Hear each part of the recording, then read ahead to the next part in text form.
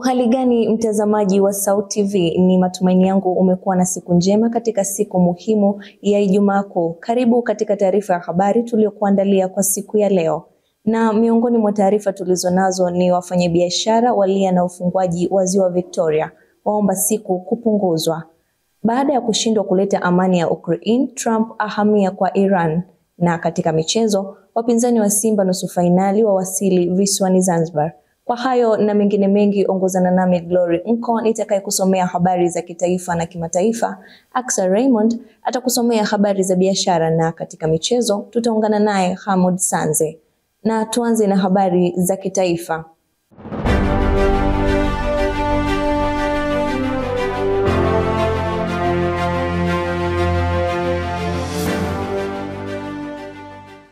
Wafanyabiashara wa samaki katika soko la Mswahili wamelalamikia hali ya kufungwa kwa Ziwa Victoria mara kwa mara, wakieleza kuwa hatua hiyo huathiri shughuli zao za kila siku na kuwapelekea kuishi katika mazingira magumu kutokana na kushindwa kufanya kazi. Wafanyabiashara hao wameeleza kuwa kufungwa kwa ziwa hilo kuna vuruga mnyororo wa uzalishaji na biashara ya samaki, hali inayosababisha kupungua kwa kipato na changamoto katika kuhudumia familia zao. Dennis Samora amefika katika soko hilo na kuandaa taarifa ifuatayo. Wao wanadai kwamba tukifunga samaki wataongezeka. Mchana tulivu, usiku tishio. Ziwa hili Victoria ni kubwa kuliko yote barani Afrika, likijumuisha nchi za Kenya, Uganda na Tanzania. Kaskazini magharibi mwa taifa la Jamhuri ya Muungano wa Tanzania unapatikana mwalo ulio ndani ya jiji la miamba, yani jijini Mwanza. Mwalo huu ni mwalo wa Mswahili. Kila baada ya miezi mitatu, ziwa hili kupitia serikali ya Jamhuri ya Muungano wa Tanzania husitisha shughuli zake za uvuvi, kitendo ambacho kinatajwa na wafanyabiashara na wakazi wazungukao ziwa hili kuwa linaathiri shughuli zao za kiuchumi, huku wakitafuta namna nyingine wakimaliza kile kipato walichokipata wakati wafanyaji wa shughuli zao za kila siku. Hii hapa inatuumiza sana sisi wananchi, kwa sababu unajikuta umefanya kazi siku 19, alafu ukiangalia giza linafungwa giza ya saa 6. Kuanzia giza ya saa 6 hapo inatakiwa giza lifungwe kuanzia giza ya saa 9. Hapo at least kidogo mvuvi anakuwa na hueni. Moto ambazo tunakutana nazo, madhara ya kipato kinakuwa chini sana, alafu kingine maji yamejaa, wateja wanashindwa kuja, hali ya biashara inakuwa ni ngumu. Kwa mujibu wa chama cha wavuvi jijini Mwanza, takwimu zinaonyesha kuwa kuna zaidi ya wavuvi 3,000 ambao wanategemea shughuli hiyo ya uvuvi ili kuendesha maisha ya familia zao kwa kutoa huduma muhimu za kibinadamu kama vile huduma ya chakula, elimu na hata matibabu kupitia kazi hiyo. Katazo hilo la siku 10 kila mwezi kunatatanisha hali yao ya maisha. Hakuna faida yoyote tunayopata. Wao wanadai kwamba tukifunga samaki wataongezeka. Huo ni uzushi. Unakuwa umesimama kazi, ina maana hakuna unachozalisha. Sasa unapokuwa umesimama, ina maana ni hasara hela uliyokuwa umeipata unaitumia. Mwenyekiti wa soko la Mswahili jijini Mwanza anasema kuwa serikali inapaswa kutazama upya mpango wa ufunguaji wa ziwa, huku akisema basi muda wa kufungua ziwa unapaswa kupunguzwa. Kwa serikali sasa hivi wameweka utaratibu kwamba Kigoma wanafunga miezi mitatu. Ukifanya hesabu ya kufunga kwa siku 10 kwa mwezi, kwa miezi 12 ni siku 120. Siku 120 ukizigawa kwa siku 30 ni miezi 4 tumefanyaje? Tumefunga. Mimi nilikuwa ni mawazo yangu natoa kwa serikali iliyoko madarakani kushirikiana na Wizara ya Uvuvi na Kilimo. Waturekebishie sasa. Tufunge walau siku 7 au 6. Serikali ya Jamhuri ya Muungano wa Tanzania imekuwa ikifunga sio tu Ziwa Victoria bali pia hata Ziwa Tanganyika, kitendo kinachotajwa na mamlaka kuwa kitachangia ongezeko la samaki na kustawisha shughuli za uvuvi zinazoendelea pembezoni mwa maziwa haya. Jina langu ni Dennis Samora. Asante sana Dennis Samora, na tuendelee na taarifa zetu tukiziangazia taarifa kutoka mtaa wa Malimbe, ambapo wananchi wa mtaa wa Malimbe wilayani Nyamagana jijini Mwanza wameiomba serikali kuchukua hatua za haraka kuondoa taka katika maeneo yaliyotengwa kwa ajili ya kutupia taka, wakionya kuwa ucheleweshwaji wa kuziondoa unasababisha uchafuzi wa mazingira na kuhatarisha kuzuka kwa magonjwa ya mlipuko. Wananchi hao Wamesema kuwa taka zimekuwa zikikaa kwa muda mrefu bila kuondolewa, hali inayosababisha harufu mbaya na kuwavutia wadudu hatarishi kwa afya za wakazi wa eneo hilo. Mwanahabari wetu Philemon Mawazo ana undani wa taarifa hii. Wamesema hayo wakati wa mahojiano na SAUT TV kufuatia katika eneo wanalotoka kuwa na mrundikano wa taka kwa muda mrefu. Kuwe na uwezekano kwamba labda ndani ya siku 3, siku 2 au siku 5 wanakuja kukusanya zile takataka. Hayo maeneo maalum yaliyotengwa. Wao wanakusanya taka, wanazipeleka. Alafu pia kuwe na uwezekano wa kuzungukia maeneo hayo yaliyotengwa kwa ajili ya kukusanya hizo taka. Wao wanazichukua na kama zikishaja pale. Ambacho kinaweza kufanyika ni kuhakikisha kuwa maeneo ambayo yanatengwa kwa ajili ya kutupa takataka yanaongezeka, kwa sababu kuna baadhi ya maeneo unakuta yapo mbali na watu ambao wanakuwa wanatupa takataka. Kwa hiyo endapo maeneo yatakuwa mengi, itawarahisisha watu ambao wapo wanaotupa takataka kutupa takataka sehemu ambayo ni sahihi. Serikali lazima ianzishe programu ambazo zinaweza kuhakikisha kuwa takataka zinakusanywa. Labda tuseme wanatenga gari ambalo linakuwa linapita baadhi kumtaa kwa mtaa ili kusanya takataka labda ambazo zinakuwa zimerundikwa karibu na nyumbani au karibu na maeneo ambayo kunakutana na hali ngumu sana. Sasa pale unapopita kwenye mazingira ambayo yana takataka nyingi sana, kuna harufu mbaya. Yaani ile harufu mbaya inaenda kusababisha nini? Na kusababisha magonjwa ya upumuaji. Uongozi imara ambao utaweza kudhibiti au kutenga maeneo ambayo yatakuwa ni special kwa ajili ya kufanyaje, ya kutupa taka, kwa sababu ukisema taka zitupe kila kona kila sehemu itaanza kusababisha magonjwa mengi. Je, wakitenga tu sehemu kwamba waweke sehemu maalum, sio kuweka kama vile njiani, kuweka sehemu fulani ambapo unaweza kusababisha magonjwa mlipuko. Na kwa upande wa mwenyekiti wa mtaa huo, SAUT TV imepiga hodi ikitaka kufahamu serikali na mikakati ipi taka hizo zinaondolewa kwa wakati katika maeneo yaliyotengwa. Tumetenga maeneo ya kutupa taka ambayo kwa hapa mtaani kwetu, kwa sababu ya ukubwa wa mtaa, kuna maeneo mawili. Moja liko ndani ya chuo na jingine liko hapa mtaani sehemu inaitwa Mnangani. Hapo awali halmashauri ya jiji la Mwanza ilikuwa imetuletea mapipa ya taka kwa maana ya mabini. Lakini baada ya muda yametumika kama miaka 3-4 hivi, yakawa yametoboka kwa sababu yale mabini yametengenezwa kwa chuma, na zile taka nyingi unakuta zingine zina chemicals, zingine zina maji, kwa hiyo yanapata kutu na kuharibika. Sasa kupitia ODC tulipeleka ombi kwamba tuletewe mabini, lakini sasa hivi wametuambia kwamba wamekwisha kupata mkandarasi na wanaendelea sasa na utengenezaji. Upande wa ubalozi tumewaeleza kwamba mtu yeyote atakayekamatwa akitupa taka hovyo, basi taarifa itolewe ofisi ya serikali ya mtaa, na ofisi itashughulikia jambo hili, ikiwemo kumuita bibi afya na kuja kuhakikisha kwamba yule mtu anashughulikiwa, ikiwemo kutozwa faini au hata kupelekwa mahakamani. Kwa upande mwingine, mwenyekiti wa mtaa huo ameendelea kuomba wananchi kuendelea kudumisha ustaarabu pindi wanapokwenda kutupa taka katika maeneo yaliyotengwa ili kupunguza uchafuzi wa mazingira na mlipuko wa magonjwa kwa ujumla. Philemon Mawazo, SAUT TV. Shukran sana Philemon Mawazo kwa mchanyato huo. Na hapa chuoni SAUT, baadhi ya wakazi na watumiaji wa barabara ya Malimbe jijini Mwanza wameiomba mamlaka husika kuweka tuta katika eneo la karibu na chuo kikuu cha Mtakatifu Agustino SAUT, wakitaja ukosefu wa tuta hilo umekuwa ukisababisha magari na pikipiki kuendeshwa kwa mwendo kasi, hivyo kuhatarisha usalama wa watumiaji wa barabara, hususan wanafunzi na wakazi wanaovuka eneo hilo.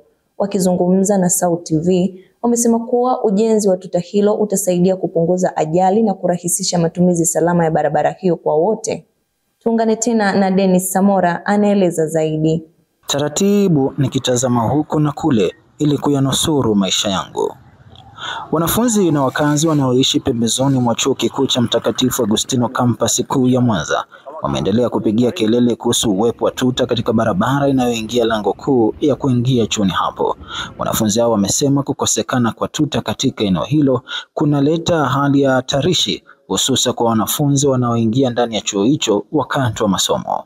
Na hiyo inakuwa ni dosari kubwa kwa watumiaji wa barabara, sababu wale madereva wengi wanakuwa na overspeed baada ya kuwa wamelivuka ile tuta la pale benki kushuka huku chini. Kwa maana hiyo inaleta athari kidogo kwa watumiaji wa mfano watembea kwa miguu pamoja na madereva wengine. Hivyo basi inabidi serikali ilione hili swala na kulitilia kazi. Kwa changamoto ambao tunapata hasa si wanafunzi ambao tunasoma katika chuo cha Sauti ni kukosekana kwa bumps ambao lipo hapa gate kuu la chuo.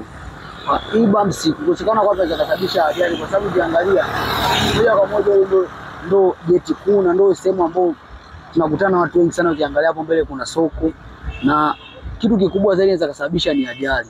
Mbali na kueleza kuhusu kero ya kukosekana kwa tuta hilo, lakini pia wametoa wito kwa mamlaka husika kutazama jambo hilo kwa jicho la pili ili kuyanusuru maswaibu wanaweza kukutana nayo kwa siku za usoni. Katika barabara yetu ambayo tunaitumia ambayo ndio inaingia chuo kikuu, hakuna matuta katika barabara hii, hali inayopelekea inaweza kapelekea kuwepo kwa ajali nyingi. Hivyo tunapendekeza barabara inayoingia chuoni kwetu iweke matuta ili kupunguza ajali zinazoweza kutokea. Katika hatua nyingine, maafisa usafirishaji nao wakapaza sauti kuhusu kukosekana kwa viashiria vya alama za usalama barabarani katika eneo hilo, wakidai kuwa kama mamlaka zimeshindwa kuweka tuta katika eneo hilo, basi zina wajibu wa kuweka alama zitakazosaidia watembeaji wa miguu wanaotumia barabara hiyo kuwa na uhakika wa usalama pindi wanapoitumia barabara hiyo. Na tukizungumzia kwa upande wa tuta katika maeneo haya hapa hivi, ni swala la muhimu sana sababu ukiangalia kuna aina za ajali au baadhi za ajali na mara nyingi inakuwa ni pikipiki, bajaji, vitu kama hivyo hapo. Na sasa kwa wageni ambao ni wa barabara hii ndio waathirika wakubwa kwa sababu hawezi jua kama hapa mbele kuna misongamano ya watu na nini, wenyewe wanaweza wakaona tu barabara kwamba imenyooka kwa sababu hamna kiashiria chochote. Usalama ndilo jambo la msingi. Mamlaka husika zimesikia kuhusu kero za watumiaji wakubwa wa barabara hii. Kikubwa kinachopigiwa kelele ni uwepo wa tuta. Nikiripoti kutoka katika barabara hii inayokabiliana na Chuo Kikuu cha Mtakatifu Agustino. Jina langu ni Dennis Samora.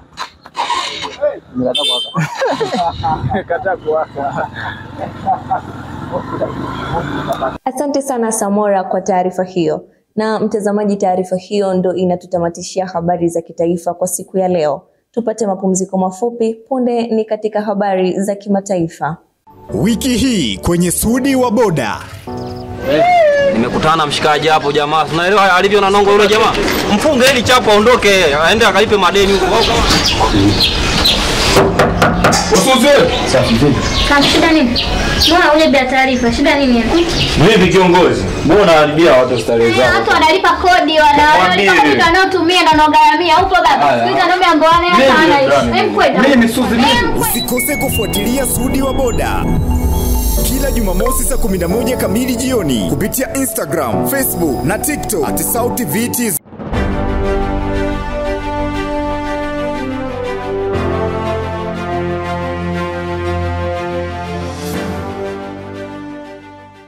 Karibu tena mtazamaji wa Sauti TV na tuendelee na taarifa zetu tukiziangazia habari kutoka nje ya mipaka ya Tanzania. Tukianzia hapa barani Afrika, serikali ya Uganda inapanga kuwasilisha mswada mpya wa sheria utakaoruhusu mahakama za kijeshi kwa hukumu raia kwa baadhi ya makosa. Licha ya hatua hiyo kupigwa marufuku na mahakama ya juu ya nchi hiyo mapema mwaka huu. Uamuzi huu umeibua wasiwasi mkubwa kutoka kwa wanaharakati wa haki za binadamu na wanasiasa wa upinzani wanaona kuwa ni njama ya serikali kuendelea kukandamiza upinzani wa kisiasa.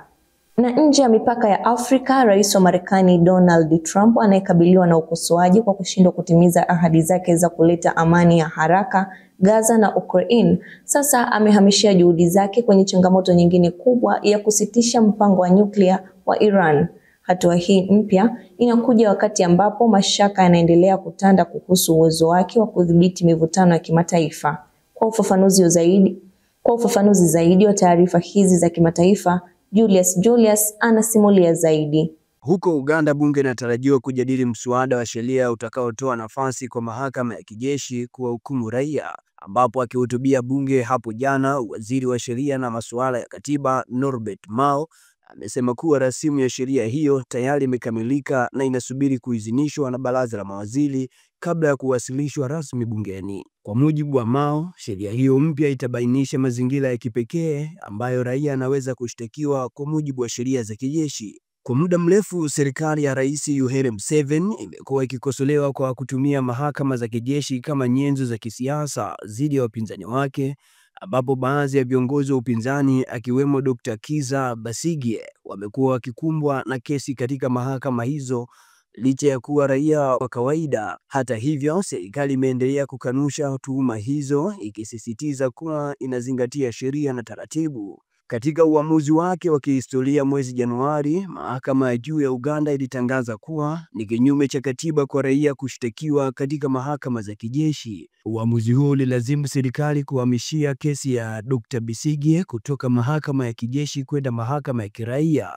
Hata hivyo, endapo sheria hii mpya itapitishwa, kuna uwezekano wa Besigye kurejeshwa tena mbele ya mahakama ya kijeshi. Dr. Besigye, ambaye ni mpinzani wa muda mrefu wa Rais Museveni, amekuwa kizuizini kwa takriban miezi 5 sasa, ambapo alikamatwa nchini Kenya mwezi Novemba na baadaye kuhamishiwa Uganda, ambako alishtakiwa katika mahakama ya kijeshi kwa tuhuma za kumiliki silaha kinyume cha sheria, pamoja na makosa mengine ambayo mawakili wake wanayataja kuwa ni ya kisiasa.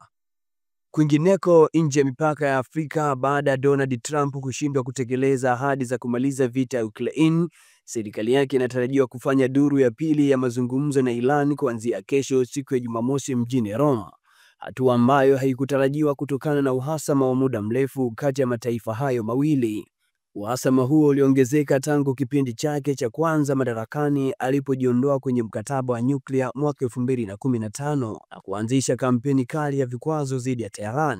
Ingawa mkutano wa awali uliofanyika Oman wiki iliyopita ulielezwa na pande zote mbili kuwa matarajio ya mafanikio ya haraka bado ni ya chini, wajumbe kutoka pande zote wamepunguza matarajio ya makubaliano ya haraka katika mzozo huu wa muda mrefu kuhusu mpango wa nyuklia wa Iran. Huku mazungumzo hayo yakikaribia, wasiwasi katika eneo la Mashariki ya Kati unazidi kuongezeka, hasa kutokana na vitisho vya mara kwa mara vya Trump kuvamia maeneo ya nyuklia ya Iran iwapo hakutokuwa na makubaliano. Hatua hiyo inaweza kuifanya Marekani kujikuta tena katika mgogoro mpya wa kijeshi katika eneo hilo tete. Hata hivyo, Trump amesema hana haraka ya kuchukua hatua za kijeshi dhidi ya Iran, akisisitiza kuwa mazungumzo ndio kipaumbele chake na kama kutakuwa na chaguo la pili, basi litakuwa baya sana kwa Iran, alisema alipokutana na Waziri Mkuu wa Italia Giorgia Meloni. Tumalizie huko Mashariki ya Kati. Juhudi za upatanishi kati ya Hamas na Israeli zimeingia katika mkwamo mpya baada ya kundi hilo la wanamgambo wa Palestina kukataa pendekezo la Israeli la usitishaji wa muda wa mapigano na badala yake kushinikiza makubaliano ya kina yatakayomaliza vita vya Gaza kwa jumla. Katika hotuba ya runinga, kiongozi wa Hamas upande wa Gaza na kiongozi wa timu ya mazungumzo Khalil El-Haya amesema kundi hilo halitokubali tena mikataba ya mpito ambayo haihakikishi kusitishwa kabisa kwa vita. Badala yake, Hamas inataka mazungumzo ya moja kwa moja kuhusu namna ya kumaliza kabisa vita sambamba na kuachiliwa kwa mateka wote wa Israeli walioko mikononi mwao kwa masharti ya kusitishwa kwa vita, kuachiliwa kwa wafungwa wa Kipalestina walioko Israeli na ujenzi mpya wa ukanda wa Gaza. Katika mazungumzo yake haya, amekashifu serikali ya waziri wa Israel Benjamin Netanyahu kwa kutumia mikataba ya muda kama njia ya kuficha ajenda ya kisiasa ya kuendeleza vita na kuwadidimiza Wapalestina. Mazungumzo ya hivi karibuni yaliyofanyika Jumatatu mjini Cairo, yakihusisha wapatanishi kutoka Misri, yalikamilika bila mafanikio yoyote dhahiri, huku kila upande ukilaumu mwingine kwa kukwamisha maelewano. Misri imekuwa ikijaribu kufufua makubaliano ya Januari yaliyositisha mapigano kwa muda kabla ya vita kuanza upya mwezi Machi. Kwa upande wa Marekani, msemaji wa Baraza la Usalama la Taifa James Hewitt alitupilia mbali msimamo wa Hamas akisema kundi hilo halina nia ya kweli ya amani. Hata hivyo, awali Israeli ilipendekeza usitishaji wa mapigano kwa siku 45 ili kuruhusu kuachiliwa kwa mateka na kuanzisha mazungumzo yasiyo ya moja kwa moja kuhusu kumaliza vita. Hata hivyo, Hamas imekataa sharti mojawapo la mpango huo la kuachia silaha na kudai kuwa masharti ya Israeli hayawezekani kutekelezwa. Mpaka sasa Hamas imewaachilia mateka 38 tangu usitishaji wa mapigano ulioanza Januari 19, lakini tangu mwezi Machi jeshi la Israeli lilianza tena mashambulizi ya ardhini na anga baada ya Hamas kukataa kuongeza muda wa mpango huo bila kumaliza vita kwa ujumla. Asante sana Julius kwa taarifa hizo za kimataifa. Mtazamaji, tupate mapumziko mafupi, tukirejea Aksa Raymond atakuwa hapa kukusomea habari za biashara. Endelea kusalia nasi.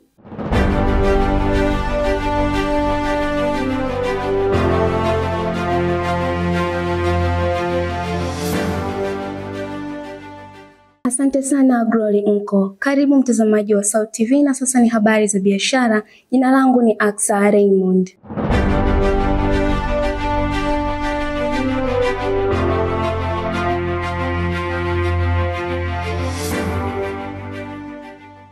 Shirika la Fedha Duniani IMF limefikia makubaliano ya awali na serikali ya Tanzania yatakayowezesha nchi hiyo kupata msaada wa kifedha wa takriban dola milioni 441 sawa na zaidi ya trilioni 1.12 za Kitanzania.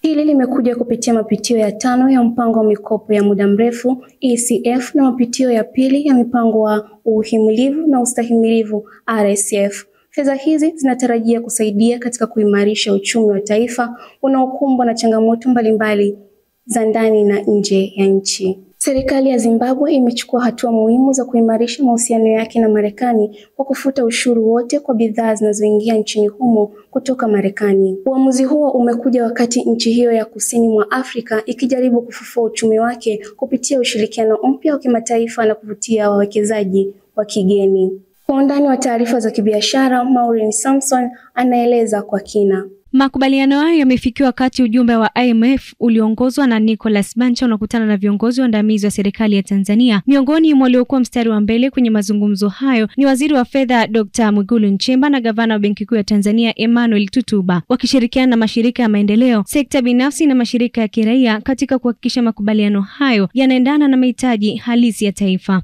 Kwa mujibu wa IMF, hali ya uchumi ya Tanzania inaendelea kuimarika kwa kasi nzuri, ambapo ukuaji wa pato la taifa GDP uligonga 5.5% kwa mwaka 2024 na matarajio ni kufika 6% kwa mwaka 2025. Pia mfumuko wa bei umethibitiwa vyema ukiwa 3.3% mwezi Machi, kiwango ambacho ni chini ya lengo la 5% lililowekwa na Benki Kuu. Hata hivyo, pamoja na sifa hizo, IMF imeonya kuwa kuna hatari zinazoweza kuathiri udhibiti wa uchumi wa Tanzania. Miongoni mwa hatari hizo ni pamoja na mvutano wa kisiasa kimataifa, machafuko katika Jamhuri ya Kidemokrasia ya Kongo, pamoja na uchaguzi mkuu unatarajiwa kufanyika nchini ambao unaweza kuongeza matumizi ya serikali na kuchelewesha utekelezaji wa mageuzi ya kiuchumi. IMF pia imesifu serikali ya Tanzania kwa hatua madhubuti zilizochukuliwa kuongeza mapato ya ndani, kuboresha usimamizi wa matumizi ya fedha za umma na kutoa kipaumbele kwa sekta muhimu kama elimu, afya, pamoja na kulipa madeni ya ndani. Hatua ambazo zimechangia kujenga msingi imara wa uchumi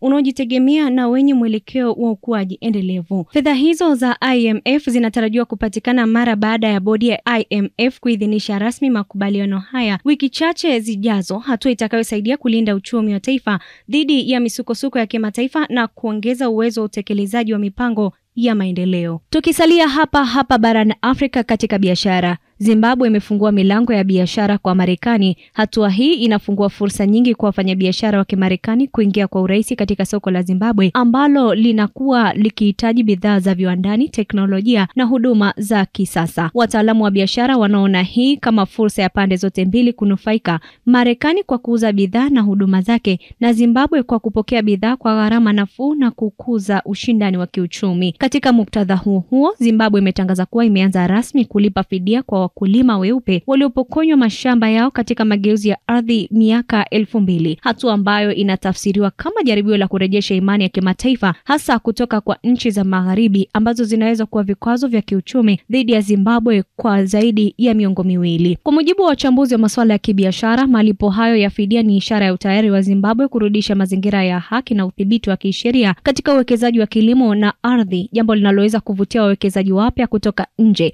Sekta ya kilimo ikiwa ni uti wa mgongo wa uchumi wa Zimbabwe, inatarajiwa kufaidika zaidi kutoka na uwekezaji huo. Kwa ujumla, mwelekeo huu mpya wa Zimbabwe kuelekea ushirikiano wa wazi wa Marekani unatoa ishara ya mageuzi ya kiuchumi na kisera. Iwapo hatua hizi zitatekelezwa kikamilifu, zinaweza kuwa kichocheo muhimu katika ukuaji wa uchumi wa taifa hilo na kuweka kwenye njia mpya ya mafanikio ya muda mrefu. Tumalizie huko barani Ulaya ambapo mvutano wa kibiashara kati ya Marekani na China umeanza kupungua mara baada ya Rais Donald Trump kuashiria kuwa huenda asiendelee kuongeza ushuru wa bidhaa zinazoingia nchini humo. Katika wiki za hivi karibuni, soko la kimataifa limeyumba kutokana na ongezeko la ushuru wa forodha lililotangazwa na Marekani, huku China ikichukulia hatua za kujibu mashambulizi hayo kwa ushuru wake. Ongezeko hilo linaonekana kutishia ukuaji wa biashara za kimataifa, hasa kwa bidhaa za kielektroniki, viwandani na za kilimo. Uamuzi wa Donald Trump wa kuhairisha utekelezaji wa ushuru wa juu zaidi, huku akitafakari uwezekano wa kupunguza, umeleta matumaini mapya kwa wafanyabiashara na wawekezaji. Masoko ya hisa yameanza kuonyesha utulivu, huku wachambuzi wa masuala ya uchumi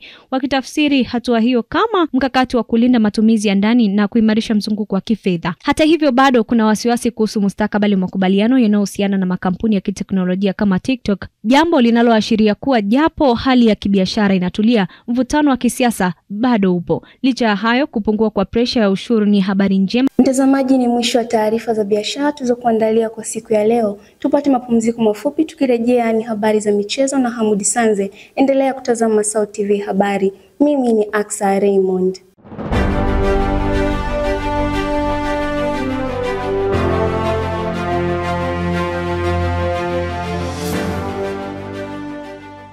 Ni matumaini yangu umzima na hujambo mwanamichezo mwenzangu. Karibu katika habari za michezo tulizokuandalia siku ya hii leo. Mimi ni Hamudi Sanze. Na tuanzie na taarifa kutoka nchini Tanzania. Klabu ya Stellenbosch kutoka Afrika Kusini tayari imewasili visiwani Zanzibar kwa ajili ya mchezo wa mkondo wa kwanza wa nusu fainali ya kombe la shirikisho barani Afrika dhidi ya mwenyeji mnyama Simba Sports Club. Timu hiyo imetua kwa kujiamini, huku ikiwa na matarajio makubwa ya kupata matokeo mazuri ugenini kabla ya kurejea kwao kwa mchezo wa marudiano. Na tusalie hapa hapa nchini Tanzania, tuende tukaangazie katika michezo ya masumbwi. Bondia chipukizi kutoka Tanzania Juma Choki ameandika historia mpya usiku wa kuamkia leo kwa kuibuka mshindi katika pambano lake la ufunguzi dhidi ya Brix Piala kutoka Ufilipino kwenye mashindano ya dunia ya ngumi za kulipwa kwa vijana maarufu kama WBS Grand Prix. Kwa undani wa taarifa hizi za kimichezo, tuungane naye Sports Lady Happy Rafaeli ametuandalia ripoti kamili.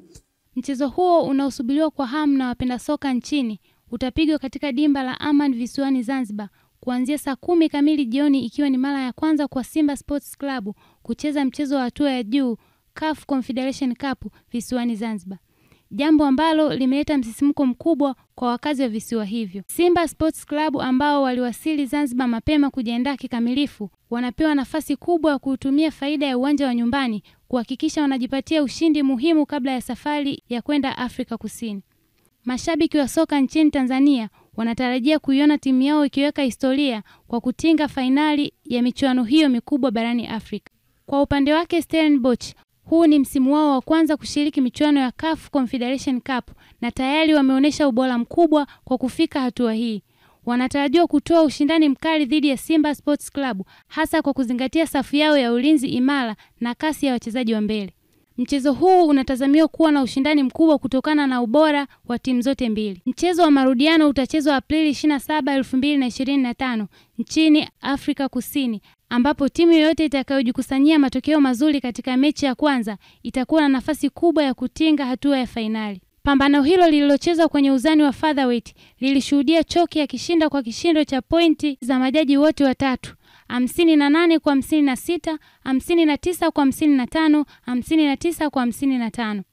Ushindi uliomwezesha kusonga mbele hadi hatua ya 16 bora. Mashindano hayo yaliyoanza rasmi leo yamehusisha uzani wa featherweight, super lightweight, middleweight na heavyweight, ambapo mabondia wa featherweight pekee walikuwa na mapambano yao ya ufunguzi. Juma Choki ameonyesha uwezo mkubwa wa kiufundi na kimbinu ulingoni, akitumia kasi, umakini na ujasiri katika kila raundi dhidi ya mpinzani wake kutoka bara la Asia. Ushindi huu umemfungulia njia ya kukutana na mabondia kutoka Mexico, Hector Munguia Caredron katika raundi inayofuata ya 16 bora. Wakati Juma Choki akiendelea kuiwakilisha Tanzania kwa mafanikio, ushiriki wake ni ishara ya ukuaji wa mchezo wa ngumi nchini na uthibitisho kuwa Tanzania ina vipaji vyenye uwezo wa kushindana kimataifa. Hatua ya nusu fainali ya kombe la klabu bingwa barani Afrika msimu wa mwaka 2024-2025 inaanza rasmi kesho kwa michezo miwili mikali kati ya vigogo kutoka Misri na Afrika Kusini. Katika mchezo wa kwanza wa mabingwa watetezi Al Ahly ya Misri watamenyana na Mamelodi Sundowns ya Afrika Kusini, huku Pyramid FC ya Misri wakichuana na Orlando Pirates kutoka Afrika Kusini. Al Ahly ambao wana rekodi ya mataji 12 ya CAF Champions League wanakutana tena na wapinzani wao wa jadi Mamelodi Sundowns. Historia inaonyesha kuwa Sundowns wamekuwa mwiba kwa Ahly katika miaka ya hivi karibuni, wakiwahi kupiga mabao 5-0 mwaka 2019 na 5-2 mwaka 2023. Licha ya matokeo hayo, Ahly wanaingia kwenye mchezo huo wakiwa na uzoefu mkubwa katika hatua hizi za mwisho na matarajio ya kutetea ubingwa wao. Katika upande mwingine, Pyramid FC wanaingia kwenye nusu fainali kwa mara ya kwanza tangu kuanzishwa kwao mwaka 2008. Shukrani sana Happy Raferi kwa taarifa za kina za kimichezo. Hadi kufikia hapo sina la ziada katika michezo kwa siku ya leo. Mimi ni Hamoud Sanze na sasa nirudishe kijiti kwake Glory Nko kwa kutamatisha habari kwa siku ya hii leo.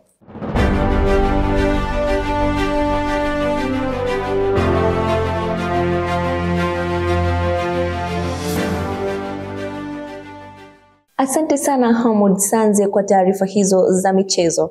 Na mtazamaji, taarifa hizo za michezo ndizo zinatutamatishia taarifa ya habari kwa siku ya leo. Lakini kabla ya kumaliza taarifa ya habari, tupate tena muhtasari wake.